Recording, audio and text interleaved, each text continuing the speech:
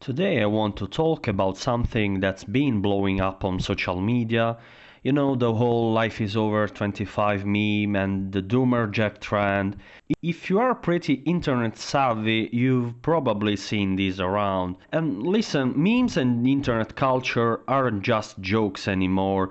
They are literally shaping how entire generations think and feel in ways that traditional art forms just can't match these days. So let's dive into why so many young people feel like hitting 25 is somehow the end. And when I turned 25 recently, I started wondering, is something actually ending? And yes, sure, some things do change, but what exactly are we talking about here? You know, when I was like 15 or 16, I thought by 25 I'd be done with this whole learning and having fun phase and ready to jump into my career. But man, reality hits different. Let me break down why I think young people today, and I mean specifically today, feel like life ends at 25. I've identified five main reasons. The first reason is the prodigy syndrome in pop culture. If you were born in the 90s or early 2000s, chances are you grew up idolizing fictional or real-life young geniuses, talented, successful, brilliant and fully realized by the time they hit 22 or 23, and these figures seem to have it all: exceptional skills, incredible success, and let's not forget, perfect looks. Pop culture's obsession with tragic, rags-to-riches prodigies has, over time, instilled a sense of inadequacy. The message it sends is loud and clear: if you haven't made it by 25, you are mediocre, untalented, or just plain average. Whether it's through TV shows, movies, cartoons, or the relentless spotlight on young stars, celebrities, or even occasional stories about exceptionally young professionals, the medium doesn't matter, the effect is the same. When it comes to fictional characters, this idea becomes even more toxic. At least in real life, you can dig into someone's background and see the privileges that paved their way. And let's face it, aside from a few rare exceptions, most young millionaires or billionaires come from wealthy families, received top-tier education, and had countless opportunities handed to them. Even in the arts, which are often romanticized as the domain of the struggling creative, we now see a subtle but pervasive nepotism. The new generation of artists frequently comes from affluent, comfortable backgrounds, and to be clear, it's not that wealth invalidates their talent. Quality art can from anywhere. The issue lies in the obsessive aestheticization of the working class genius trope, paired with an expectation of success at impossibly young ages. It creates a narrative that feels deeply out of reach for anyone without extraordinary privileges or connections. In short, whether we are talking about fictional stories or real-life tales of artists, entrepreneurs, actors, or other high-achieving figures, the obsession with the child prodigy has gone way beyond reasonable. Let's not kid ourselves. Storytelling, since its earliest days, has always focused on exceptional, extraordinary characters. That's the art of narrative. But maybe it's this overexposure to such stories, delivered in a constant stream of entertainment spanning TV and internet, that feeds this collective feeling of inadequacy. Somehow 25 has become this looming age where you are expected to have already planted the seeds of your success, or else face the prospect of entering adulthood feeling like a nobody, or worse, below average. And what's funny, if you can call it that, is that adolescence has been stretching further and further into adulthood over the past few decades, but these outdated milestones and pressures still persist, and maybe, and just maybe, it's this rigid schematic view of life, where 25 and 30 are seen as monumental turning points, that's stifling creativity and robbing an entire generation of its potential. The reason number two is not just social media, but the social media. This ties closely to the first point, but it definitely deserves its own spotlight. If pop culture alone is enough to shape young minds, just imagine the impact of being exposed to distilled version of life, success and wealth that dominates social media. When it comes to celebrities and entertainment figures, there's still some distance. You can tell yourself it's their jobs to present a polished image, but when you are constantly confronted by tangible, visible people shoving their success in your face, that hits differently and it's even harder to ignore. Platforms like TikTok are where two things happen at the same time: ostentation and the construction of future illusions. On one hand, a select few creators craft their lives into neatly packaged videos designed to sell you the complete 20-something experience. If your 20s aren't filled with economic success, academic achievements, endless parties and constant travel, you are apparently not really living your 20s. On the other hand, younger teens standing at the crossroads of choosing a career or college get sucked into impossible fantasies about their future. Doctors and lawyers dressed in old money aesthetics, driving luxury Italian cars, wearing designer clothes, flaunting expensive watches, raising picture-perfect kids and owning sprawling estates. And that's just the most famous creators. Now take this mechanism of ostentation and shrink it to your personal circles. When it's your own peers, the people you know, so joining the race to flaunt only the highlights of their lives, often exaggerated, filtered and meticulously curated, the feeling of being in constant competition becomes all too real. The extra layer of madness comes from the ticking clock imposed by all of this. It's like there's a time limit on everything, and your biological prime is only valid if it's spent as a millionaire or someone wildly successful. Otherwise, as we mentioned earlier, there must be something wrong with you. By 25, if you haven't laid the foundations for material success by then, it's like you are falling from a mountain you never ever had the chance to climb.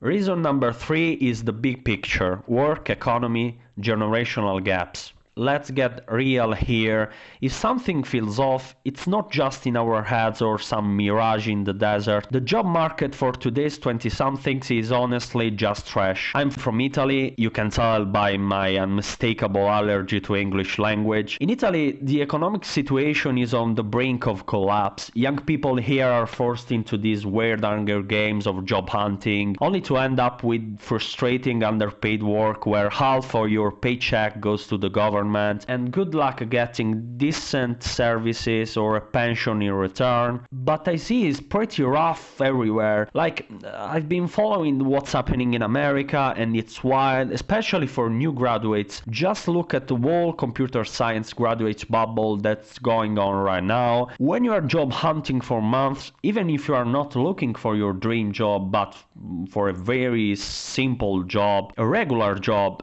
that extended search starts making you feel like a failure, like society's reject. Deep down, you know it's not really about you personally, but it still hits hard. And the global economic situation, especially in the West, is not helping. Personally, I've developed this constant anxiety about my situation compared to my parents or grandparents who, unfortunately or fortunately for me, still have to help me with expenses. I find myself suppressing what should be totally normal needs or ambitions, holding back from pursuing anything that isn't strictly about studying or job hunting. But when you repress your true nature, your real self, or even just the simple desire to treat yourself without going bankrupt, eventually something's gotta give. Between wars, inflation and the looming economic crisis, we all basically become built-in catastrophists. I see all these threads and people on TikTok, YouTube and Twitter predicting this big boom, this final catastrophic event. Some people are even becoming eschatological prophets, waiting for some catastrophe that led to some kind of redemption.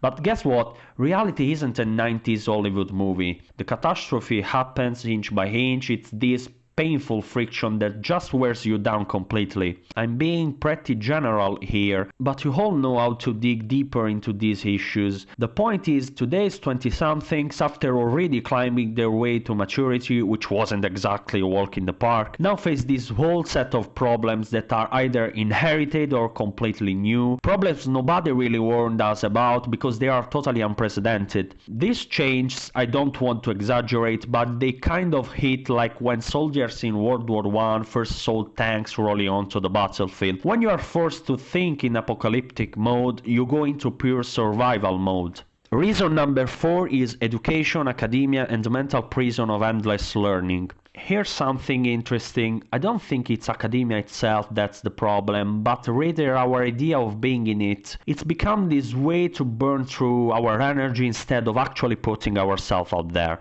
And honestly, how cool do we put ourselves out there? There's no global system that really allows it, no fertile ground for growth. And let's face it, most of Gen Z grew up in this bubble of overprotection and blind faith in the future that basically pulled our teeth out. We can't really bite into reality and conquer it anymore. At the same time, this endless education cycle lets politicians ignore the real problem of youth employment while keeping young people distracted in this never-ending high school party vibe. I really respect how, for example, English-speaking countries still manage to have academic systems that work with life balance, letting you work while studying, and especially having a job market that, despite its problems, actually talks to academia. Living in Italy, it's a whole different story. Education drags on for years. It's all about memorizing facts, so it takes forever and isn't practical. The working world looks down on students, workers. Students themselves look down on the working world altogether. But in the West, in general, the level of education required to get a job is just impossible for a new graduate to reach, especially when you consider that younger candidates are preferred anyway. In this crazy race for skills and competencies, we are completely ignoring life balances that are crucial for someone in their 20s. And if most people don't actually reach that top level, it's the sense of competition that just numbs you and messes with your head. And quick note, I don't think competition itself is bad, but we need some level of cooperation to paradoxically allow this competition that's supposed to improve conditions for everyone. Right now, it's just a race in the dark, seeing who's the last one to crash and burn.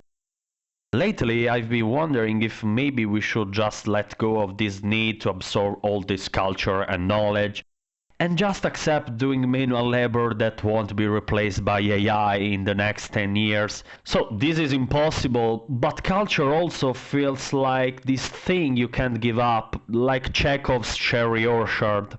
And maybe it's exactly this perfectionism and overeducation that's dragging us into this creative paralysis. There's this weird split between the childish world of creativity and the rigid hyper-perfectionist work world of tomorrow, locked in its managerial order. That's where the tragedy of being in your 20s really hits.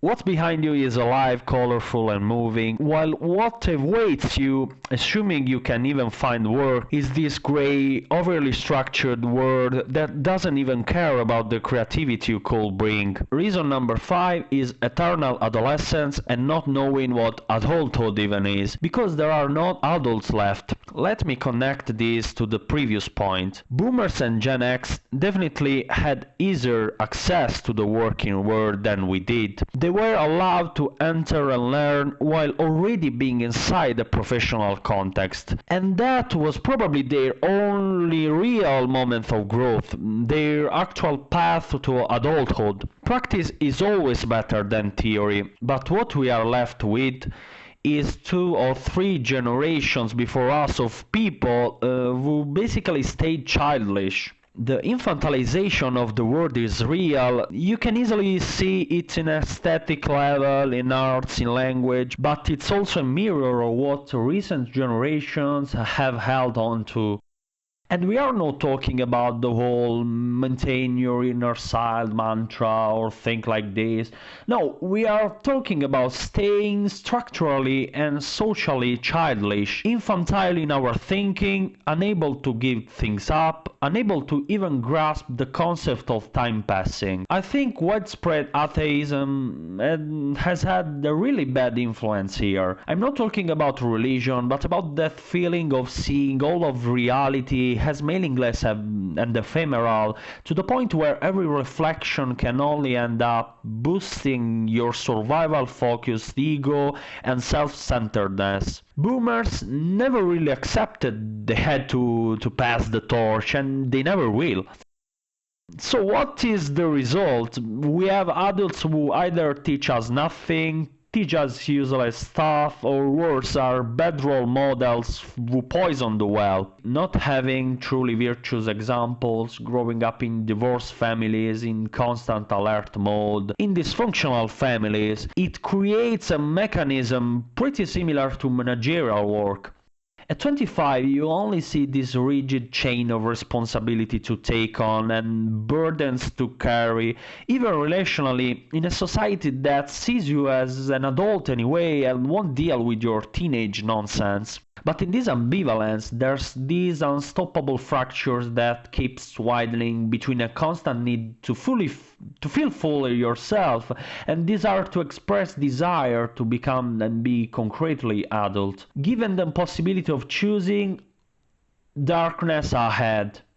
That's why I think we tend to believe, illusorily, that life, the enjoyable part of life, the really pleasant part, is over at 25. After that, it's just a winding road with occasional joys along the way. And starting from this view, I myself believed for a long time that I had to achieve everything possible before 25, living in a race against time that only made my day exhausting and unproductive. I don't necessarily want to end with a moral here. I think many of the difficulties I've talked about are simply too big to bear and change.